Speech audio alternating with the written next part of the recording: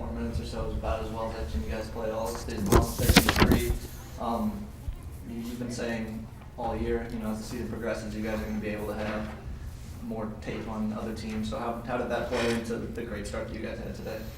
I think it helped. I thought our kids were pretty locked in and had a good idea of what they were going to try to do and really set the tone defensively for the game. Obviously Duquesne's a really good team, and that 13-3 lead didn't last as long as maybe we would have hoped, but that's what happens when you play other good teams. I was happy that we were able to take something from practice and carry it over to a game. I thought Kiki was really aggressive early. I thought we were able to get her the ball in some pretty good spots, and she obviously was able to make shots, and a lot of credit goes to her for making the shots. But I thought our teammates worked well, got her the ball. I thought defensively we were pretty good early, and as I mentioned, I don't know that we got any worse defensively later in that quarter. It's just that they're good. They made some tough shots, and it was nice to see us kind of finish out the quarter and then obviously get the good start in the third quarter. You talked about practice. You mentioned that one thing you wanted to improve from last year was playing with ball movement. Do you think that improved against things? Eventually, yeah. I didn't think it was real good early. I thought in the third quarter it was pretty good, and that kind of, I don't know if it's because more shots went in that quarter and you feel a little bit better about it, or because the ball actually moved a little better and maybe created better shots, but. I did think our ball movement was better this year than it was last year when we played them. I don't think it's where it needs to be just yet. What did you tell your team going into that second half? That we were on the right path. We were doing the right things. There were a few wrinkles that we wanted to put in for how to attack the zone and maybe kind of look at it a little bit differently, and it led to some pretty good looks. But I felt like we were doing things the right way. I mean, they had 28 points in the first half. I was pretty happy with that, and I thought we just needed to continue to do what we were doing and maybe try to clean up the offensive execution a little bit. I mean, you guys on those post entries, you had it down to a T. You would front everything, and then one of the guards would skedaddle in from the back and either force a double team or snatch it from them, or the ball would get tipped or something. And then even the guards later in the game, got a little spooked by that and started making some errant passes into the post. I mean, that's pretty sound execution right there. How was that so great for you guys? I mean, that's what we do. We had a chance to do that at Middle Tennessee on Wednesday. I thought Middle was really a team that tried to pound us inside, and we had to. And at times we looked really good doing it. At times we looked pretty bad doing it, and it's just something that you try to improve as the season goes on. We're not the biggest team. We're fairly athletic, and so teams generally try to beat us up that way. And we have a system for that, and we practice that. And it's nice to see that practice start to pay off, especially this early in the season. Coach, you forced 23 turnovers tonight, 15 coming off of steals. Obviously still early in the season, but how good of a sign is that to see that you forced that many turnovers?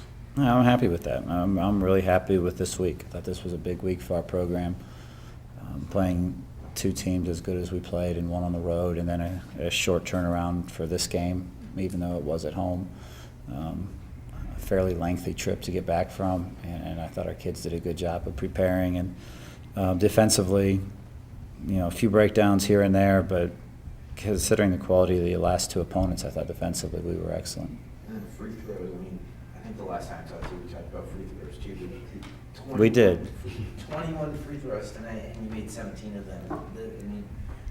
Do you like that one too? You were happy last time with our free throws. You're still happy with it? I was happy about that last time, and I continue to be impressed. Yeah, you wouldn't have been impressed on Wednesday. Didn't see Wednesday. Yeah. No, I didn't. I like class.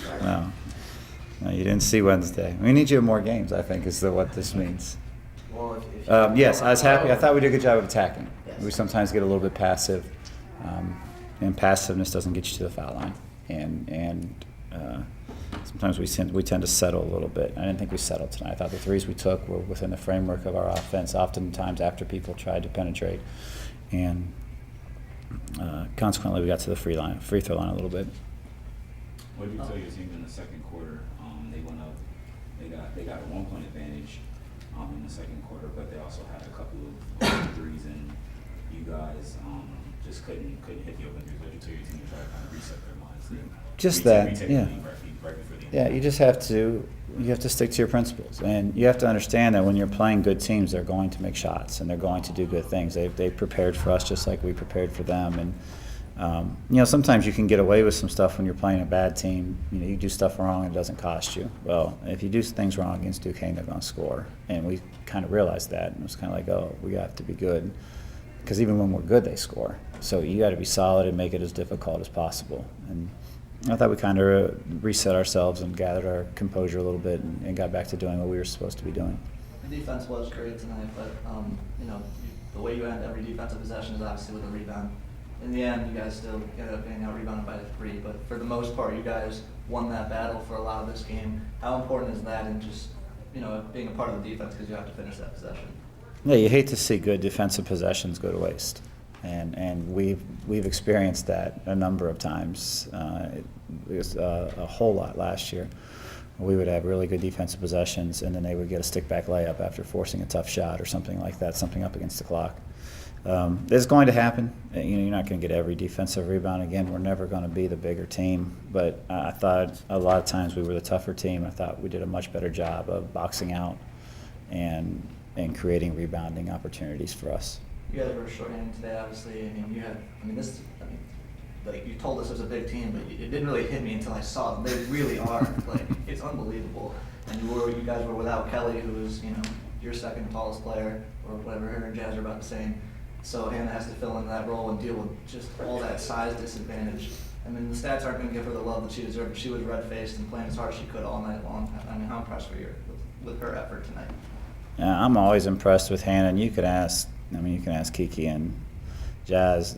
Hannah works hard, and we know every day Hannah's going to come in and work hard, and we know Hannah's not necessarily going to fill up a stat sheet with these really fancy numbers, but we know that we can count on Hannah to do the things that Hannah does: guard, rebound, make shots. She's been an integral part of our program, and oftentimes underappreciated. So I'm glad that you brought her up. But she'll come in and she'll battle, and she does her job, and she does her job very, very well. Coach, what do you call this your best team win of the year? Everybody who played except for Kendall Justin scored at least one basket, or had at least 1 point. I thought Middle was a pretty good team win. This one, it was interesting because it started out with Kiki scoring so much and it finished with Kiki distributing. And it was nice to kind of see them take what the defense gave them and then be able to adjust and be able to do different things. And so I think they're both pretty good wins, and I just hope there's more to come. Looking ahead a little bit, you guys, it's the first time this year that you have a week to prepare for the next game. What is that strategy going to be like now that you have a little bit more time to watch film and practice and kind of let this game settle in? Yeah, I think it'll be great. You guys know you're heading into finals week, and you have the stresses of finals to begin with. It's nice to be able to go into that week with a win and kind of feel good about yourself from a basketball standpoint. And we'll be pretty light the next 3 days, some optional workouts and things of that sort, and then we'll kind of get ramped up on Wednesday for IUPUI, and again try to figure out a good strategy to win. And then finally, 2 back-to-back wins against last year's teams that made the tourney. For your program, what does these 2 wins do for you, as just having confidence to be able to beat those teams and putting the program on the map a little bit? I think it was really good for our program. These are 2 teams that are, as you mentioned, they both were very good historically and last year. I think they're very good this year.